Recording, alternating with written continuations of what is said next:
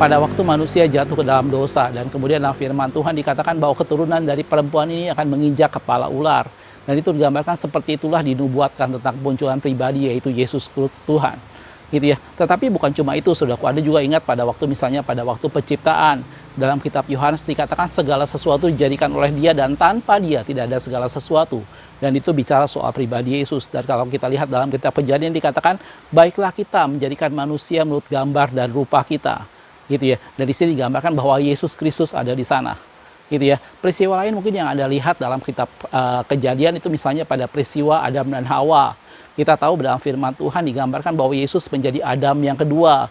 Oleh karena ketidaktaatan satu orang, maka seluruh manusia jatuh ke dalam dosa. Tetapi oleh karena ketaatan satu orang, yaitu Yesus Kristus, maka kita semua beroleh keselamatan. Dan itu menjadi gambaran bahwa Kristus menjadi pribadi yang adalah Adam yang kedua. Gitu ya, saya juga pernah buat satu video tentang Yesus adalah Adam yang kedua. Gitu ya. Atau mungkin kita lihat juga satu analogi tentang pribadi Adam dan Hawa. Bagaimana itu digambarkan seperti itulah antara Kristus dengan jemaat.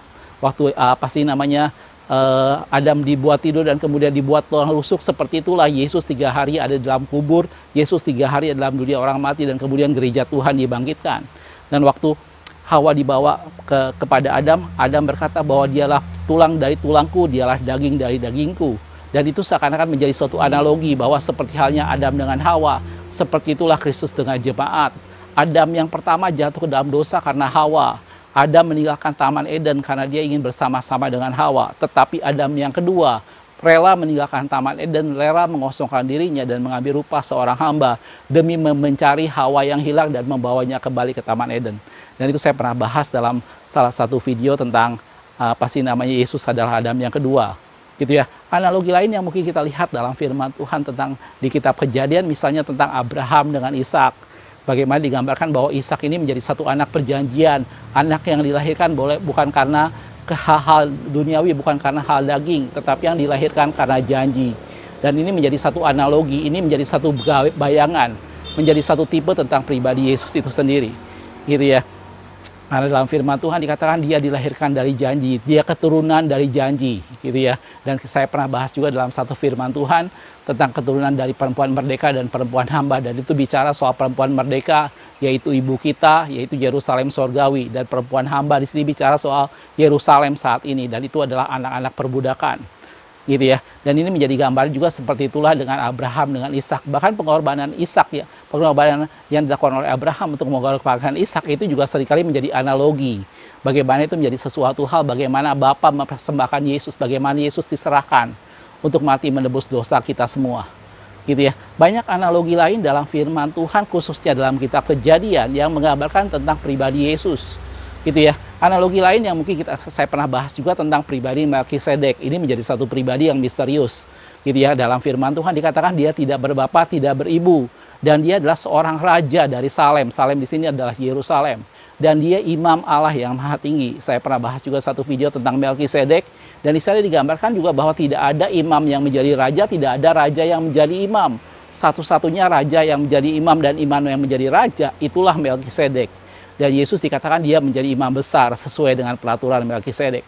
Gitu ya. Dan itu semua video-video yang pernah saya bahas sebelumnya tentang pribadi Yesus, bagaimana dia adalah imam besar menurut peraturan Melkisedek. Dan saya pernah bahas juga tentang imamat yang rajani, satu posisi yang unik yang hanya dia ada pada Yesus dan keturunannya, yaitu dia sebagai pribadi imam dan dia sebagai pribadi raja. Karena tidak ada raja yang menjadi imam dan tidak ada imam yang menjadi raja kecuali Melkisedek.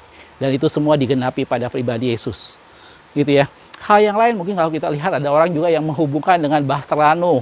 Dia bilang Bahteranuh ini menjadi satu gambaran, seperti itulah pribadi Yesus. Bagaimana pada waktu itu manusia jatuh ke dalam dosa dan tidak ada penyelamatan yang lain kecuali mereka masuk dalam Bahteranuh. Gitu ya. Dan Allah menyuruh kepada Nuh untuk mengambil semua makhluk yang hidup sepasang demi sepasang agar mereka tetap hidup. Di dalam Bahteranuh mereka berhasil selamat dan mereka tetap hidup akhirnya. Karena manusia pada waktu itu semua berdosa dan mereka semua dibinasakan. Dan orang menggambarkan juga bahwa Bahteranuh ini menggambarkan bahwa tidak ada keselamatan lain selain di dalam Yesus. Yesus berkata bahwa aku inilah jalan kebenaran dan hidup. Tidak ada seorang pun sampai kepada Bapa tanpa melalui aku. Di dalam dia kita menemukan hidup, dan hidup itu adalah terang manusia. Gitu ya. Itu beberapa peristiwa dalam firman Tuhan yang biasa kita bahas apabila kita ngomong kitab Kejadian. gitu ya. Tetapi pada video ini saya akan membahas bagian yang lain tentang kitab Kejadian, bagaimana kita melihat bahwa pribadi Yesus dalam kitab Kejadian, Jesus in the book of Genesis. Gitu ya. Di sini ada dua yang akan saya sorot dari sekian banyak contoh yang tadi saya tunjukkan, bagaimana pada proses penciptaan Adam dan Hawa, Melkisedek, Abraham, Ishak, Bahtera, Nuh, dan macam-macam yang orang gambarkan tentang pribadi Yesus dalam kitab Kejadian.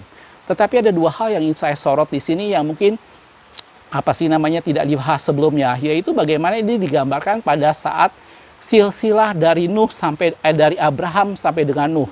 Kalau Anda lihat Kejadian pasal yang kelima, ada 10 generasi, ada 10 keturunan. Itu dari Adam sampai dengan Nuh. Gitu ya. Itu ada dalam Kejadian pasal 5, dan ini ternyata merepresentasikan tentang pribadi Yesus. Nanti kita akan lihat lebih detail, Saudara. Gitu ya.